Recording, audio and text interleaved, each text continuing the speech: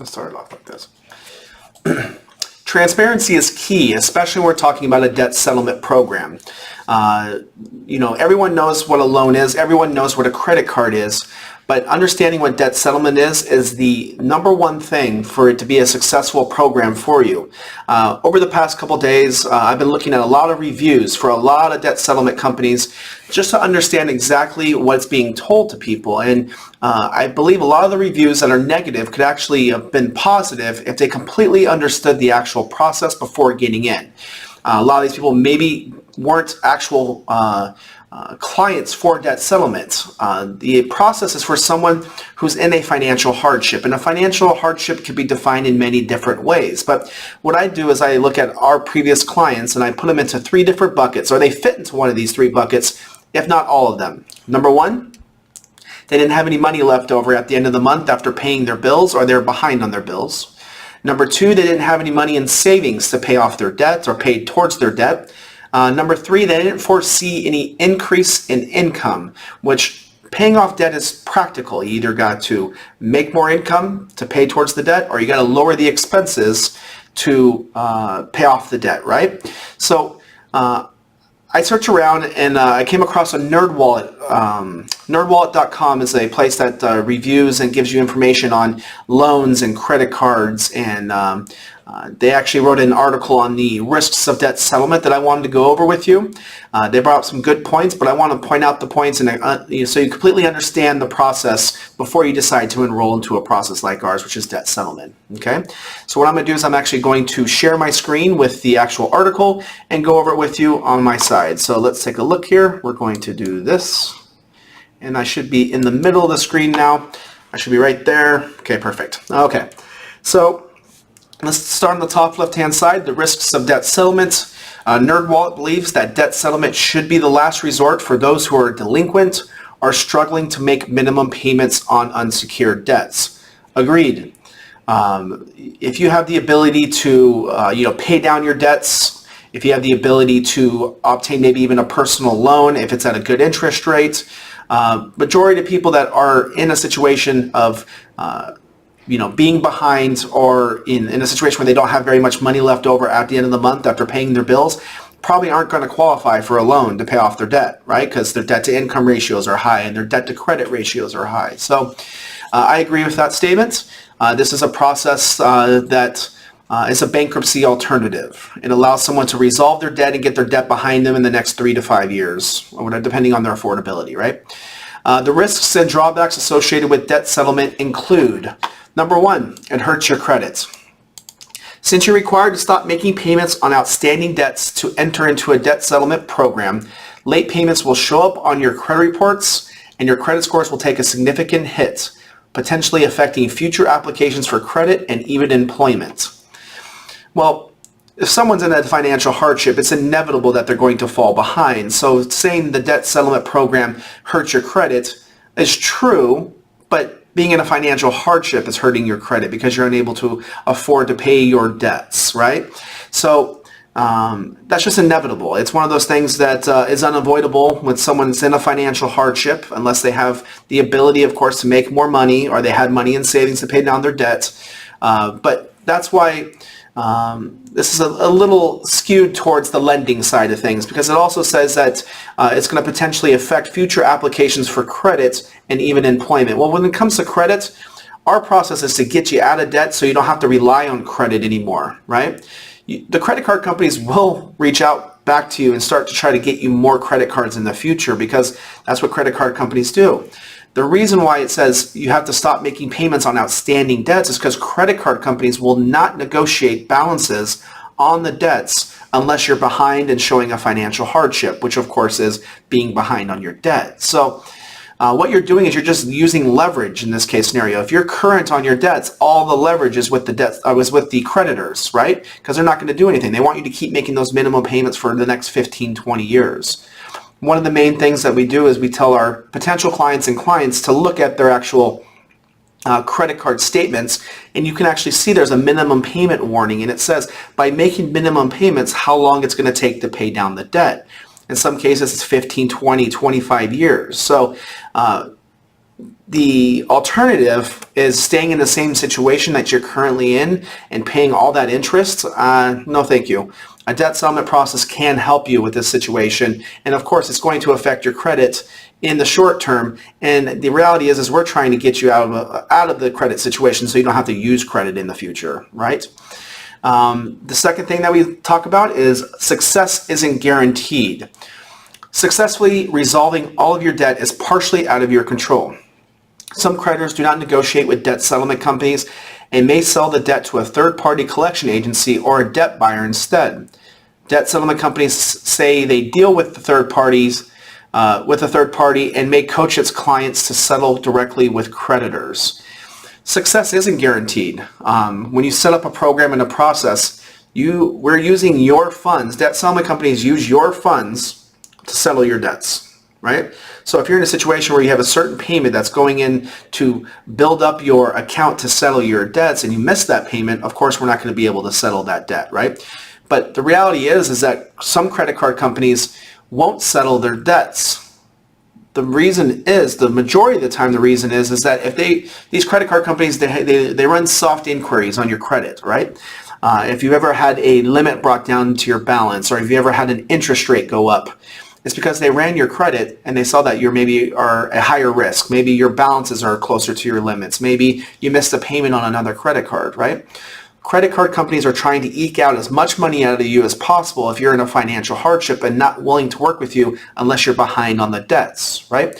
The only times I really see creditors not settle with people is if they were to fall behind on one of their debts and try to settle that debt while they're still paying 2 or 3 or 4 of their other debts, right? Because that credit card company will do that soft inquiry and see that, hey, listen, your other 3 credit card accounts are getting paid. Why am I not getting paid? I'm not going to settle with you, right? So there's definitely intricacies to this whole process when it says success isn't guaranteed.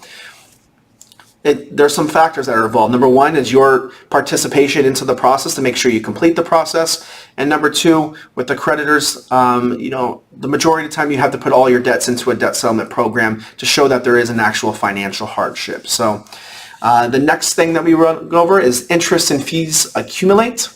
Over the period in which you've enrolled into debt settlement program, you'll accrue additional interest and late fees on your debt. Negotiations typically do not I misread there. Negotiations typically do not begin until you've saved enough to make a reasonable offer to creditors, which could take several months. If you fail to stay in the program long enough to complete it, or if the debt settlement company fails to negotiate a settlement, you'll be stuck with the higher balance. The reason why you're in the process, and when you fall behind on debts, what creditors do is they add those late fees, right? If you were to get into the debt settlement program, you're falling behind on your debt. Credit card companies are not going to stop the late fees, because what happens if you fall out of the program or you decide that you don't want to pay the credit cards, right? They have the ability to go after their money. Now, when it says negotiations typically do not begin until you save enough to make a reasonable offer to the creditors, it's true. Usually you got to save about 20 to 25% of the balance of the creditor to start the negotiation process. This is all done in a build-up phase, which there's a 4-phase process, the debt settlements, which we created a video and I'll tell you about it later. You have to build up funds in a separate account to actually start the process of debt negotiation. These are payments that are going to be significantly lower than what you're currently paying towards your minimums in most cases. But the reality is that credit card companies are not going to want to negotiate with someone who has no money, or a company who has no money to help them out. It's just a waste of time. Debt settlement companies reach out to the creditors once you enroll into the process to let them know that you're in a financial hardship program. And then once you accumulate funds to actually negotiate, then reach out to do the negotiation process. So that is a true statement. But when you talk about the interest and fees accumulate, debt settlement companies negotiate on the balance enrolled, and that's what we deal with just as long as you stay in the program and the process. It's something that definitely is successful for you, just as long as you are a participant in the actual program and keep the payments up. Okay? So let's go here. I think that I maybe have to put my face somewhere else. Hold on real quick. I'm going to put myself over here now. Okay. Let's minimize that. Okay. So let's talk about the next risks of debt settlement. You may still hear from debt collectors. Because you stop paying your accounts, I'm down here on the bottom left, you may receive aggressive collection attempts or even lawsuits from your creditors, up to the top right. Debt settlement companies encourage clients to direct all creditor communications to the company. Those are all true statements, right? So when you're in the situation of debt settlement and you stop paying your creditors, now the credit card companies want to get you back on the minimum payment cycle. They have collection companies, and they're designed and they're taught and trained in psychology techniques to make you feel bad about owing the debt. So when they call you on the phone, number one, you don't have to answer it, but if you do answer it, the key here, of course, is to let them know that you're in a debt settlement process and to contact the debt settlement company, which you can see we just read on the top right-hand side of the screen. That is true. Credit card companies have the ability and want to get their money and get their payments, right? It goes back to earlier, we were talking about the soft inquiries on the credit. So if credit card companies are doing these soft inquiries and checking your credit when you're behind, and they notice the majority of your debt is behind, that constitutes, and they feel that you're in a financial hardship. Now you're in a program to pay it off. We deal with the creditors on a daily basis. This is why I don't understand some of this. If this program didn't work, it wouldn't be around. it would be gone. Like there, in 2007, 2008, the government set certain guidelines that debt settlement companies have to actually go follow. And one of them is you can't take any service fees, which a normal debt settlement company will charge anywhere between 18 and 25% of your total enrolled debt.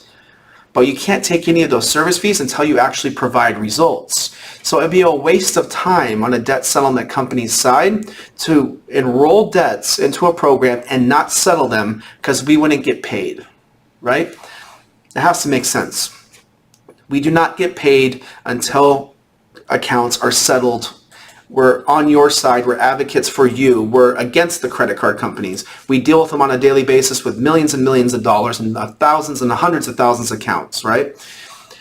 Debt settlement is for someone in a financial hardship. I'll say that a million times over this. It's for someone in a financial hardship. It's not for someone who can afford to pay their bills, who's okay, who's not struggling. There's so many other options, which we're going to go over in a second, that are out there for that person. So, let's move on to the next thing. Forgiven debt may be taxed. I'm over here on the top right-hand side. Because the IRS considers forgiven debt as taxable income, it's possible you'll owe taxes on the amount of debt you no longer had to pay after settling. Some creditors will send a cancellation of debt form or a 1099. One exception, as if you're insolvent. You have more liabilities than assets, which the majority of the people that we deal with do, at the time you settle the debts with your creditors, right? You want to talk to a tax professional. I'm not a tax professional, but I do know there's an IRS Form 982. It's called an insolvency clause, right? Which allows you, we don't have to pay the actual tax on the debt of the forgiven income. And let me explain that so this is understandable. Let's say you have a $10,000 account and we settle that account for $4,000. Let's just say it's for $3,000. We have an additional $2,500, which saves us a 25% service fee in service fees. So that amount then is now $5,500, right? There's a difference there of about $4,000 to $5,000 that is on the settled debt amount. Let's say $6,000. Actually, if it's a $3,000, it's $7,000, right? You receive a 1099 from that creditor, right? You pay, if you're in a situation of solvency where your assets outweigh your liabilities, you would have to pay taxes on that $7,000, which is your tax, whatever your tax bracket is. So you probably say 30%, right? So you'd have to pay $2,100 in actual taxes. The reality is you're getting out of debt in 3 to 4 years, okay? You just paid $5,500 to settle a $10,000 account.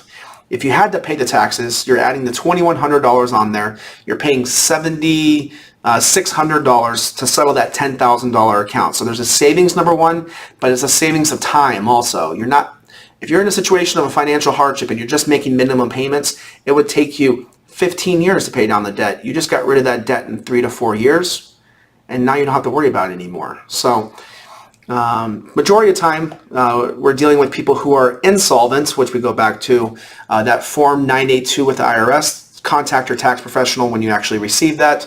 The majority of the time, you don't have to pay the taxes on that debt. Now you just paid only $5,500 to settle that $10,000 debt. So this process is made for someone, again, who's in a financial hardship, who's having a difficult time making payments to their creditors, or maybe behind on their creditors, doesn't want to go through a bankruptcy or can't qualify for a bankruptcy, because sometimes you can't qualify because of income for Chapter 7 bankruptcies. So it also talks about here the different options, debt settlement versus other options, which I want to go over with you too, because there are other options that are out there for someone in a financial hardship, sort of, okay?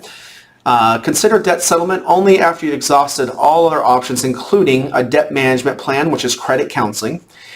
This is a better option for someone who has a steady income to repay credit card debt within 3 to 5 years. You'll pay a nonprofit credit counseling agency to consolidate your debts into one monthly payment at a reduced interest rate. That's sort of true. Most debt management plans and credit counseling companies are sponsored and paid for by the credit card companies. And what they're doing is they're lowering your interest rates and getting you into usually a 60-month program to pay off all your debt. If you decide to go that route, realize you're paying all of your debt plus the interest, so the minimum payment that you're currently paying towards the debts is going to be very similar to this debt management plan program payment. So if you're having a difficult time making minimum payments, this program is not for you because it doesn't give you any payment relief whatsoever, okay? It does show on your credit. It doesn't have delinquency on your credit, but it shows that you're in a credit counseling program. So technically it puts a freeze on your credit for 4 or 5 years. I'm not too worried about that because the whole thing about debt relief programs is to get you out of debt, not to get you back into more debt, right? But the reality is if we compare them, more payment relief with debt settlement, debt management plan, there isn't any payment relief, but you don't have any of the phone calls from the creditors and things like that. But the majority of the time, we talk to a lot of people who are in debt management programs and they just can't afford the payment. So the next thing we have is a debt consolidation loan. With this option, you'll transfer multiple debts into one new debt via a balance transfer credit card, a debt consolidation loan, home equity loan, or a 401k loan. The new debt should carry a lower interest rate than your old debts, potentially helping you pay the debt off faster. Great, this is awesome. This is awesome for people who have 401ks. Really, you shouldn't be using your 401k to pay off your debt, but a lot of people don't have 401ks. Home equity loans, that makes you think, okay, you have to have a home to have a home equity loan. Again, the reality is if you have these abilities to do these things, you should be doing these things, right? A debt consolidation loan is for someone who's in a situation that has good credit, that has good debt to income ratios, usually about 30%, meaning all your debts equate to 30% of your income, okay?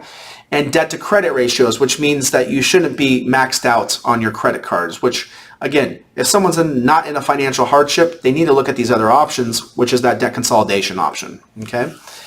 And then you also have bankruptcy. Bankruptcy can resolve your debt under protection of federal court, and it'll erase most debts in 3 to 6 months. If you're delinquent on debt, it'll stop all the calls from the collectors and the lawsuits against you. It's so funny, it just says the lawsuits against you, like this is going to normally happen. Lawsuits from a credit card company are very, very rare. Especially if you're in a financial hardship, they realize that they'll settle the debts so they can get paid on the debts, and then they'll just write off the rest of it and move on, and probably send you a new offer for a credit card in a couple months. But that's crazy. Your credit will take a hit, as with debt settlement, but research shows credit scores tend to rebound within a year. So all this article from NerdWallet is based on you getting yourself back on track to start using your credit again. Debt settlement isn't that option. Debt settlement's an option to get out of debt so you can actually use the funds and the money that you're making on a monthly basis to live on, save, and start investing in the future, right? You will be able to use your credit again. There's no doubt about it. But we don't want you to go right back into credit card debt. This is what bankruptcy does. This is what all these other plans do, is it rebounds you to the point where you don't really fix the problem. In the majority of the time is a spending problem, right? So I really appreciate you looking over this. Let me see if there's something else on this other side that we want to go over. Oh yeah, perfect. Also, let me move myself out of here. I'm not sure if I'm in the way of this. Nope, I'm not. I'll be right under there. Okay, perfect. And then do-it-yourself debt settlement is another option that NerdWallet suggests. You can pick up the phone, call your creditors, and negotiate with them yourself. As with using a debt settlement company, success isn't guaranteed, but it could save you time and money. I would say money. It could save you money. The reality is that you have to take the emotion out of it, because credit card companies are you're dealing with people that are psychologically going to make you feel terrible for not paying your debt or owing money, and putting you into a situation where you feel that you should give them a better deal. The reality is we take the emotion out of everything when you're talking with a debt settlement company. We get better deals, better offers. But that being said, you can do it on your own. We actually have a video on our Facebook at Smart Debt Relief, and also with Chris Cupp, where it shows exactly the do-it-yourself debt settlement option. Follow that framework. You could follow the framework of the video that I'm about to show you in a second, or I'm about to lead you to. That helps you get out of debt, doing it on your own. So I want to leave off and conclude with this. We created a video that shows our process on our site. It's on a website at www.getoutofdebtnow.com. You can watch that video, see if this is an option or a process that you feel can actually help you. You'll be able to book an appointment with a team member at that point, at the time and date of your choice. And hopefully that we can help you out. I hope this video really helped you out, maybe answer some questions for you to go over the cons of debt settlement, which are usually just the cons of being in a financial hardship. This process quickens that whole program up, or that process up, for you to get you back on your feet and living off your income again. So hope you guys have a good rest of the day. Thank you very much.